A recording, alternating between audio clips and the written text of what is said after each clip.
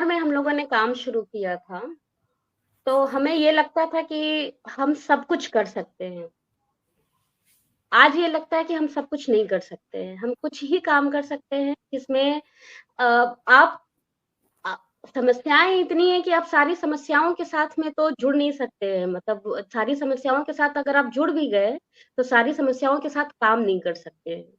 तो किसी एक विषय को तो आपको उठाना पड़ेगा। आप किसानों के साथ में काम कर रहे हैं। अगर हम आपसे कहें कि आप महिलाओं के विषय पे काम करना शुरू कर दीजिए, आप दहेज प्रथा के खिलाफ काम करना शुरू कर दीजिए, आप ये करना शुरू कर दीजिए, तो ये डाइवर्जन हो जाएगा बहुत ज़्यादा। और आपकी जो एक एनर्जी है, जहाँ एक जगह खर्च होनी थी, वो नहीं हो पा रही है। तो शुरू में हमको जो लगता था वो यही लगता था कि हम तो सब कुछ कर सकते हैं।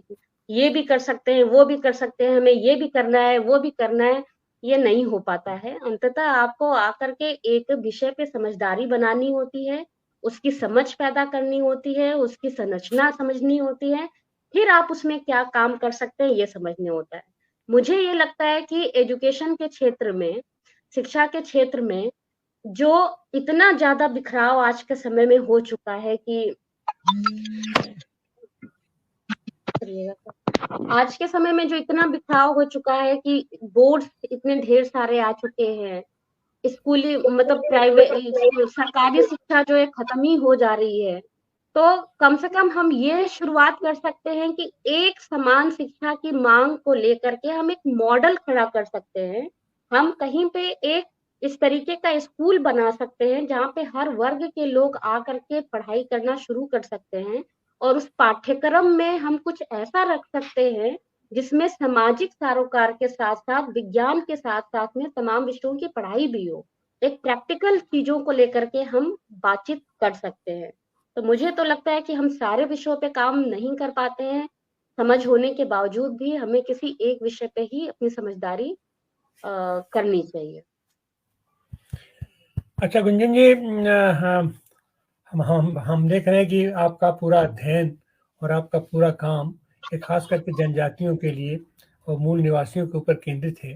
लेकिन बीच में हमने देखा कि आपने सांप्रदायिकता पर भी काफ़ी काम किया। और तो ये जो सांप्रदायिक दंगे आप देखती हैं, तो उनको और ये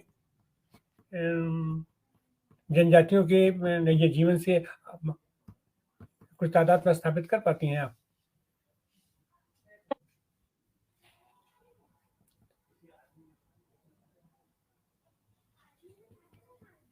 कैमरे के ऊपर उंगली मत करो।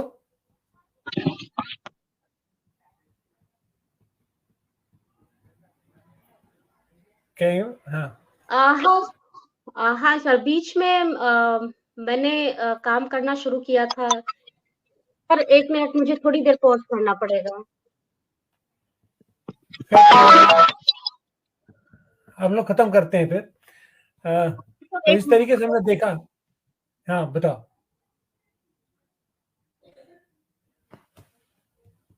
हमारे साथ थी डॉक्टर गुंजन सिंह।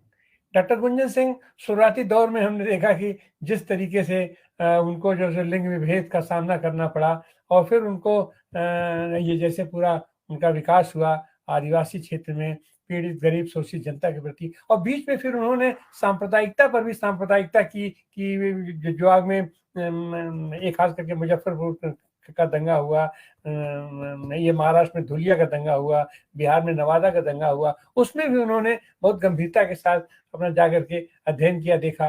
तो एक तो यह है कि अगर जिजीविषा हो, अगर जानने की सिक्खी है, अगर ललक है, तो हम आदमी का प्यार भी मिलता है, समाज का प्यार भी मिलता है, उस समुदाय का प्यार मिलता है, और उस समुदाय की का एक विश्वास भी हमारे पर जागृत होता है। और वही विश्वास है कि अगर हम उसको अनंत काल तक आगे भी अगर हम उसको प्रोलॉन्ग करें, तो हम समाज में बेहतर काम कर सकते हैं। लेकिन हमारे काम करने में बाधा आ जाता है, हमारा साधन संसाधन उसमें बाधक बनता है, और जिसके चलते हम उतने अच्छे तरीके से, उतने बेहतरीन तरीके से हम काम नहीं कर पाते हैं। आज आवश्यकता है समाज को कि ऐसा कोई अगर विद्यार्थी, ऐसा कोई युवा अगर हमारे साथ आता है, तो हम उसका सहयोग करें, उसको मदद करें, और उसको कहीं से भी उसको वो अकेला है ऐसा हमें महसूस होने दें, और ऐसे युवाओं की फौज अगर हम तैयार कर पाएंगे तो निश्चित रूप से समाज